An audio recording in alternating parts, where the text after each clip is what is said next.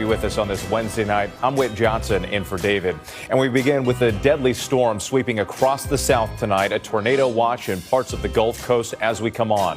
4 reported tornadoes in the last 24 hours, 3 of them confirmed, and that center in Katy, Texas. Weather images from New Orleans, a flash flood emergency. States. Big tornado, big tornado. Over. We're alive, we're safe. That's all that matters. Shopping center.